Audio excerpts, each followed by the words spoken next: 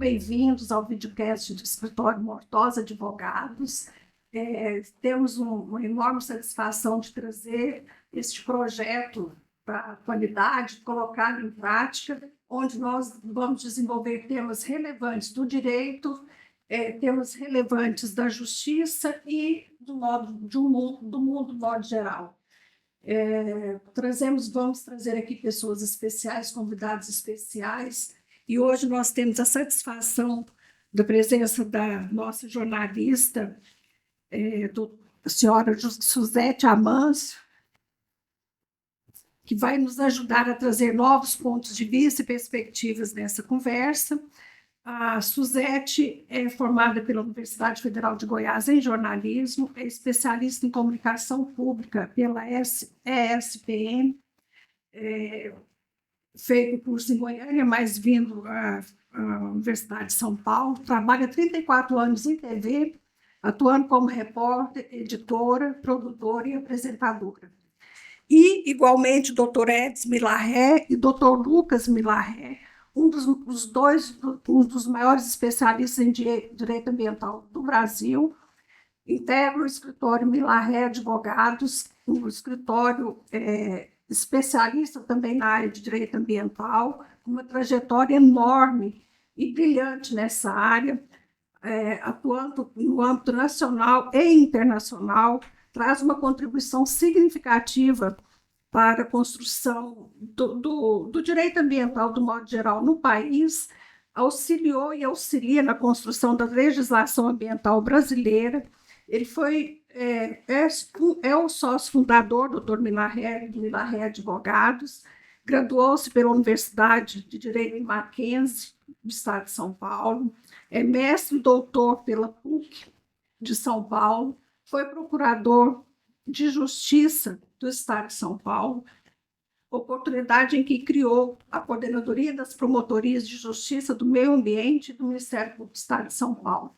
Doutor Edson, é um prazer enorme ter o senhor aqui conosco. Doutor Lucas, é um prazer enorme tê-lo aqui conosco e vamos abordar um tema que entendemos muito relevante. A partir desse momento, estaremos discutindo sobre esse assunto. Obrigada, doutora Sheila, pelo convite de participar desse videocast ao Escritório Mortosa Advogados. Nós vamos começar, então, falando sobre os números impressionantes de queimadas vistos em 2024. Nos últimos meses, nós assistimos ao Brasil pegando fogo. As queimadas, mais uma vez, dominaram o noticiário e trouxeram todos os tipos de prejuízo, ambiental, financeiro, afetando diretamente a saúde de quem está por perto e até mesmo daqueles outros a quilômetros de distância. Todos somos afetados por elas. Em 2024, tivemos aumento de 100% de focos de calor na comparação com dados de 2023. Segundo o monitoramento do Instituto Nacional de Pesquisas Espaciais, o INPE, o país já registrou mais de 159 mil focos desde o início do ano, em 2024. No mesmo período do ano passado, a quantidade era a metade, cerca de 79 mil. Das queimadas deste ano, 50% aconteceram na Amazônia e 32% no Cerrado. Em Goiás, o número de focos em 2024 já superou em muito o do ano passado. Até outubro, o INPE detectou 6.156 casos, contra um total de 3.160 por todo o ano de 2023. E para falar sobre os efeitos dessas queimadas diretamente para a proteção do produtor rural e também sobre as novas legislações ambientais, nós estamos aqui com a doutora Sheila Mortosa, que é a sócia fundadora do escritório Mortosa, advogada com vasta experiência em diversas áreas do direito, incluindo agronegócio, e possui também um profundo conhecimento da legislação ambiental. E nós vamos começar exatamente com a senhora, doutora Sheila, falando sobre o contexto dessa situação do ponto de vista do direito. Como os produtores rurais estão enfrentando o estrago causado por essas queimadas, por esses incêndios deste ano? Bom, os produtores, de um modo geral, estão muito apreensivos, porque realmente foi uma surpresa a quantidade de fogo que se alastrou pelo país, principalmente na região amazônica e região centro-oeste. Nós temos enfrentado grandes preocupações, desde das novas legislações até os impactos disso na produção, de modo geral, do agronegócio. E das novas legislações que nós temos, logo quando iniciou essa vastidão de incêndios, o governo tratou de providenciar, tomar medidas para amenizar esses impactos causados ao meio ambiente. Foi editada a Lei 14.944, essa lei é de 31 de julho de 2024, ela instituiu uma política nacional de manejo integrado de fogo e alterou alguns dispositivos, algumas legislações no que diz respeito a sanções e crimes ambientais. E ainda o decreto 12.189, de 20 de setembro de 2024, que alterou também alguns dispositivos no que diz respeito a sanções e punições dos crimes ambientais. Então, esse é o atual foco principal de medidas que foram tomadas pelo Legislativo e pelo governo, no sentido de que pudesse auxiliar nesse combate e evitar novos focos de incêndio pelo país. Certo. E agora o doutor Edis Milarré. Eu gostaria que o senhor detalhasse as implicações dessa nova lei, dessas novas leis, né, para os produtores rurais. Suzete, em primeiro lugar, meu agradecimento por poder participar deste significativo evento do Escritório Mortosa, agradecimento que faço especialmente à doutora Sheila, e se me permitir, apenas para contextualizar essa questão da nova legislação a respeito da utilização do uso de fogo em propriedades rurais e tal, eu gostaria só para que aqueles que não vivenciam isso no dia a dia tivessem em conta um arcabouço normativo intenso que temos a respeito deste assunto. Em primeiro lugar, lembrando assim, só en passant, do nosso Código Penal, já falava a respeito da disciplina normativa de incêndio. Depois disso, nós tivemos uma lei específica a tratar do assunto, que é a Lei dos Crimes Ambientais, a Lei 9.605, de 1998. Depois disso, tivemos, em 2012, a nova Lei Florestal, ou Novo Código Florestal, como outros chamam, né? E que expressamente tem um capítulo composto apenas por 3 artigos sobre questão da utilização do fogo. E já em 2012, basta ler o artigo 40 para lembrar que o legislador de 12 anos atrás já preconizava a necessidade de uma política nacional de manejo e integração do fogo. Isso está escrito com todas as letras no artigo 40.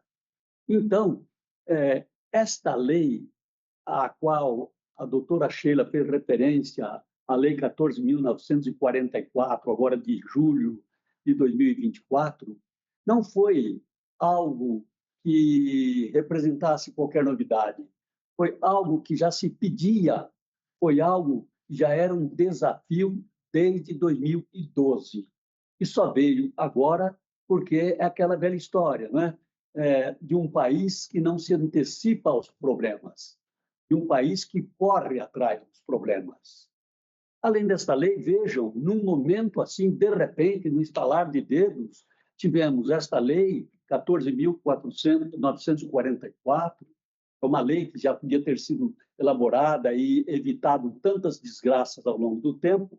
Nós tivemos a edição também, concomitantemente, praticamente numa diferença de tempo muito pequena, do decreto 12.189, né, de 2024, de setembro, que diz sobre infrações e sanções administrativas, salgando mais as punições da lei dos crimes ambientais, naquilo que ela diz respeito à questão da administração do ambiente, ou seja, com novos tipos, aumentando incomensuravelmente determinadas sanções. Só para exemplificar, sanções que tinham um máximo de punição pecuniária de 1 milhão, passou para 10 milhões, ou para 50 milhões.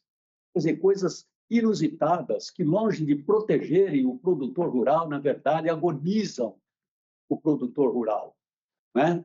E depois desse decreto, já veio um outro decreto, 12.173, também, de agora, estabelecendo a disciplina de como vai funcionar um dos itens da governança que foi criada por essa nova lei, que é o Comitê Nacional, né,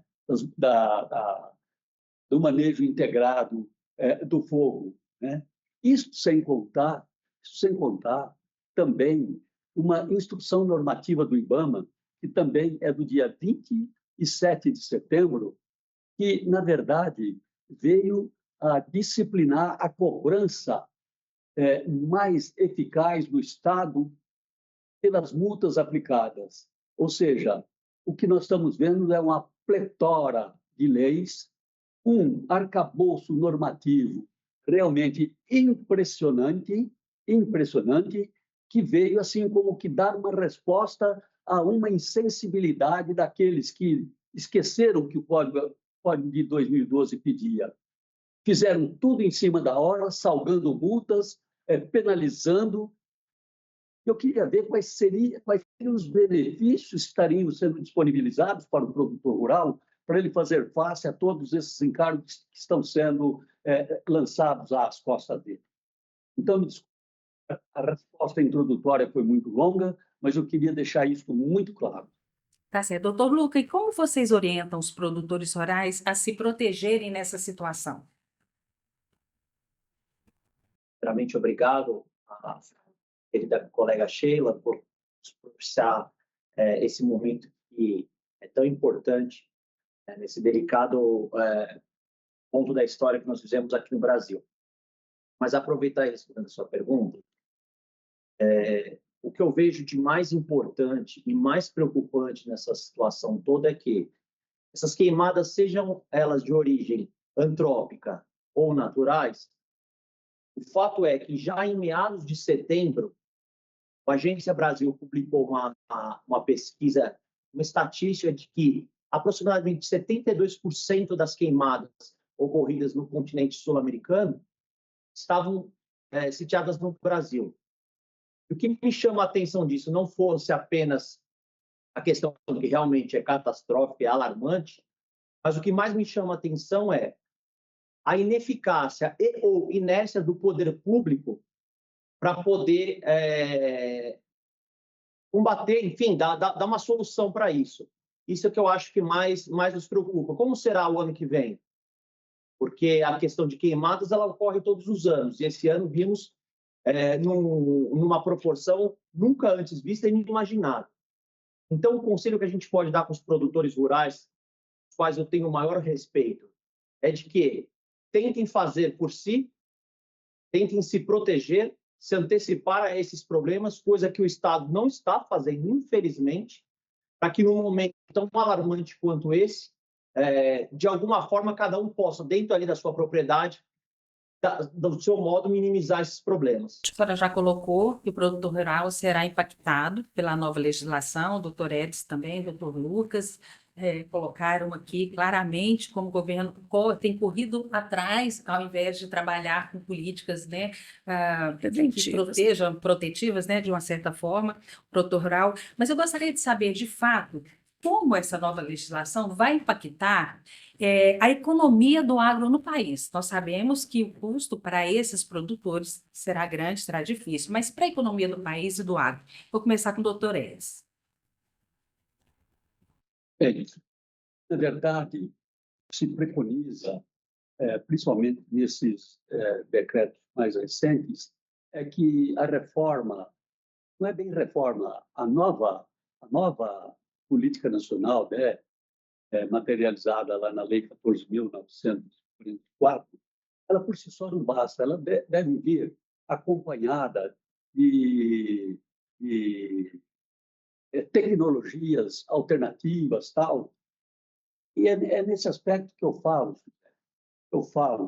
Eu sou do interior e vivenciei muito a vida do produtor rural. Sei que eu não conheço o assunto tanto quanto a doutora Sheila Mordosa, que milita diretamente no agronegócio, tal, mas sei das dificuldades e é muito fácil falar. Inteligência artificial, sensores, drones, tá, muito bonito. A lei preconiza isso, a proteção dele, mas quero saber de onde vem o recurso para o pagamento desta. Mas quero também me antecipar para não dizer que só falo de coisas ruins, não é? O que eu queria deixar claro também é que a lei teve o mérito de, quando trata da responsabilização, de dar um alento ao produtor rural. Ela deu com uma mão e procurou tirar com a outra, mas eu vou dizer de forma que vem ao encontro dos interesses do produtor rural. Eu estou me referindo a quê? Estou me referindo, se você buscar lá, são princípios desta lei, você vai encontrar lá, princípios, não, desculpe, são objetivos desta lei, né? Entre os objetivos está promover ações de responsabilização sobre o uso não autorizado e indevido do fogo. Veja, é um incentivo, é um objetivo da lei, cerrar fileiras em torno do produtor rural e responsabilizá-lo sempre que houver a utilização não autorizada do fogo, né? Então, é um incentivo à responsabilização. Então, se de um lado se apregou a litigiosidade, né, aquilo que eu chamo de um ímpeto persecutório muito, muito intenso, de outro lado, quando a lei tratou da questão da responsabilização, ela teve, pelo menos, o mérito de estabelecer o seguinte: olha, de acordo com a Constituição Federal, existe uma tríplice responsabilidade por qualquer tipo de dano ambiental, inclusive a utilização do fogo. É a responsabilização administrativa, a responsabilização penal e a responsabilização civil ou reparatória. Só que aí ela emenda para a responsabilização, em quaisquer dessas esferas, há a necessidade da comprovação do dano e do nexo de causalidade. E ela estabelece que fica ao encargo do poder público. Cabe ao poder público comprovar esse nexo. Então, não é o produtor rural que tem que ficar fotografando, filmando, lógico, se ele puder, melhor. Aí depois, quando ele for chamado para ser responsabilizado numa ação reparatória de dano, para se defender de um auto de infração ou numa ação penal, isso é medida que cabe a ele, Estado, a ele, órgão público, fazer a prova disso, né?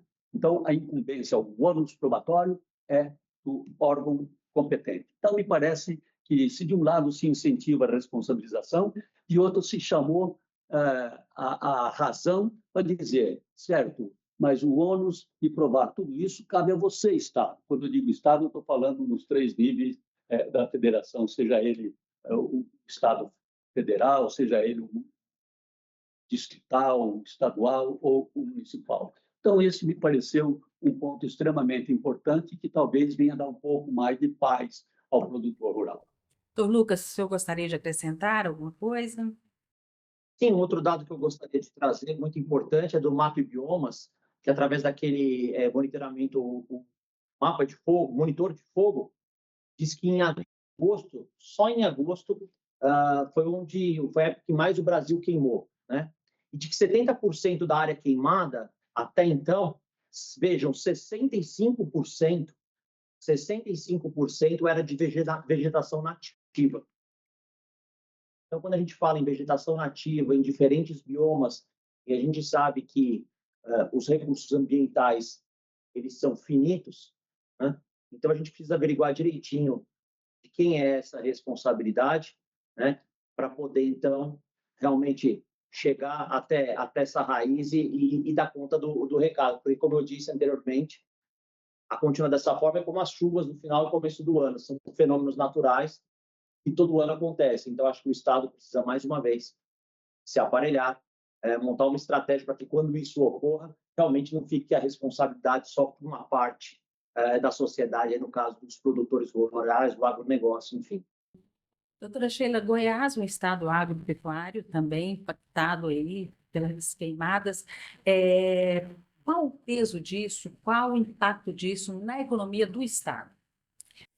Bom, o impacto já se percebe de imediato, porque essas áreas que foram queimadas muitas vezes tinham plantio ou estavam sendo preparadas para iniciar o plantio. Em Goiás, nós estamos os produtores, assim, grande maioria dos produtores já utilizam tecnologia que trata do plantio integrado, em que você utiliza a palha, né? Faz mescla formando aquela de proteção do solo para evitar pragas, evitar prejuízos na produção da sua lavoura. Com as queimadas, acredita-se que aquelas propriedades que tiveram seus passos, ou então sua área de produção atingida, de imediato ela já vai trazer repercussão ao produtor rural. E acreditamos também que isso vai se estender a todas as demais regiões. E a questão do fogo, sabe, Suzete, ela vem já desde o ano passado. O ano passado iniciou esse fogo na região norte, no Amapá, Roraima, Amazonas, parte onde se tem a transição à utilização do período seco, do pós-período seco. Uma grande área também de queimas dentro próprios cada estado, né, da federação, e esse fogo vem se estendendo até o Centro-Oeste. E essa foi esse fogo que se estendido ao estado de São Paulo. Essa também consequência vai trazer consequências tanto para lá quanto para cá. Lá atingindo canaviais, provavelmente afetará a produção de etanol no país, e além de ter trazido sequelas também ambientais para a comunidade local, aqui para nós, no Centro-Oeste também, Brasília, Goiânia, as principais capitais foram todas atingidas pela fumaça, né, oriunda desses fogos, e o produtor rural, embora ele possa buscar dentro da sua propriedade combater o fogo, nem sempre é possível, porque da forma que ocorreu esse ano, o fogo foi muito intenso. E a gente é uma época de seca, uma época em que o fogo corre muito rápido devido ao clima, né? Então, a gente ainda está se estudando para dizer quais são esses impactos imediatos, mas de cara a gente já teve repercussões nas pastagens e nas áreas de plantio. Esse é um tema que podemos explorar com várias outras perspectivas, né? Inclusive, eu vou você colocou no ano passado, nós tivemos queimado novamente, mas esse então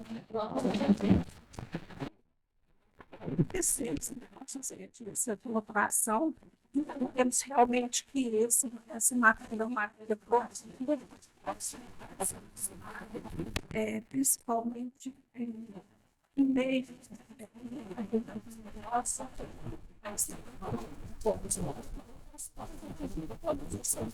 geral. E isso chamou a atenção de todos os governantes, e nós, da área do direito, temos uma preocupação, ao mesmo tempo, de defender o produtor rural, mas principalmente defender também o meio ambiente. Nós não podemos concordar com as queimadas que são realizadas de forma ilegal, com o fogo criminoso. Normalmente, o produtor rural não executa esse tipo de situação dentro da sua propriedade, quem efetivamente está produzindo. E, como diz o doutor Edson, esse arcabouço de legislação, ela não é de agora. Agora está simplesmente tomando medidas para tentar resolver um problema que já vem há muito tempo, né? Que não foram tomadas medidas devidas, não houve um projeto, uma política de prevenção de combate ao fogo. Assim como a gente acredita que, com os novos textos legais que foram editados, o Estado, de modo geral, possa contribuir para que essas queimadas não venham a ser tão intensas no próximo ano. Muito obrigada. Obrigada ao doutor Edis, ao doutor Lucas pela contribuição. Prazer recebê-los aqui. Doutor Edis, doutor Lucas, agradeço muito a contribuição de vocês e dizer que nós estamos aqui empenhados juntamente com o escritório Edis Milagre, da defesa do produtor rural, do modo geral, e também na defesa do meio ambiente, buscando aquilo que realmente venha trazer resultados e aquilo que, tanto para a sociedade como para o produtor, mas principalmente lembrando que o meio ambiente faz parte de tudo e de todos nós. Muito obrigada. Suzete, eu posso dar um alô de despedida? Olha, eu sei que pode estar fora, mas eu preciso dar mais esse alô, porque não posso deixar passar em branco isso. Há documentos fortes que mostram que, o que diz especificamente ao Pantanal, a ministra do Meio Ambiente alertou o Poder Executivo da necessidade de medidas emergenciais, porque já estava anunciado esse desastre. Tá? Outra particularidade, não foi por falta de aviso, então. O próprio Ministério, a partir de fevereiro, vinha constantemente, por meio de notas técnicas, de atas de reuniões, inclusive mostrando ações judiciais propostas pelo Ministério Público, mostrando a gravidade do assunto. Né? Então, está tudo muito bem. Agora nós temos uma pletora de leis, como eu disse, para cuidar do assunto. Mas, como dizia Montesquieu, quando eu vou num país, eu não olho se tem boas ou mais leis, ou se tem muitas leis. Eu olho se aquelas que lá estão sendo bem aplicadas. E o que me assusta, para encerrar, eu só falei coisa ruim hoje, eu não gosto, mas veja, isso está escrito no Estadão de hoje, Estado de São Paulo, página A19. Projeto amplia penas e estabelece regime fechado em crime ambiental. Sua Excelência, o ministro da Justiça, assumiu a autoridade de ter sugerido um endurecimento da lei dos crimes ambientais, transformando penas de detenção em reclusão e a pena para incêndio, que o Código, a lei florestal falava que era de 2 a 4 anos, a lei florestal não, a lei dos crimes ambientais, que era de 2 a 3 anos, eles estão propondo passar para 4 e 6 anos. Sabe o que significa dizer isso? O crime não tem mais aqueles benefícios de antes. Antes se dizia, ninguém vai preso por cometer um crime ambiental. Né? Se for aprovado este projeto que quer resolver com medidas mais drásticas o problema do incêndio e da regular produção rural, não vai ser por aí. Eu nunca vi, como promotor de justiça que fui durante longos anos, nunca vi se resolver o problema da criminalidade endurecendo penas. O que precisa é de educação, o que nós precisamos é de compromisso, e é isto que eu não estou enxergando. Então, vejam lá, quem sabe agora o produtor rural não tenha mais os benefícios da lei, né? Medidas alternativas não poderão ser aplicadas, porque aqui está dizendo o seguinte, olha, a penalização passará de 2 a 3 para 4 a 6, com a mudança ainda de detenção para reclusão. O projeto amplia apenas e estabelece regime fechado, você vai para a cadeia. Vai para a cadeia. Então, é isso que eu me permito falar aí com uma despedida, pedir desculpa para a Suzete se eu abusei desse tempo de vocês. Muito obrigado, viu, meus amigos? Doutora Suzete, então, só para finalizar, agradecer mais uma vez a querida colega Sheila, a toda a equipe, doutora Suzete, também uma palavra que eu gostaria de deixar é que a questão das queimadas realmente é um problema mundial, principalmente nos países que têm uma densa concentração de floresta como é no Brasil. Mas eu creio que o mais importante de tudo isso é que cada país, né, e obviamente o nosso Brasil, cria então um sistema eficaz de monitoração e de fiscalização e que possamos então punir os verdadeiros culpados aí por essas queimadas. Muito obrigado pela oportunidade.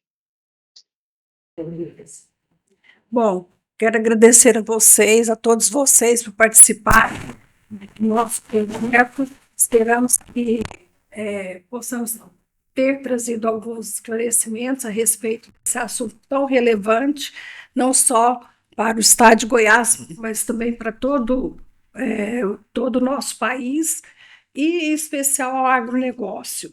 E lembrando que o meio ambiente, com certeza, será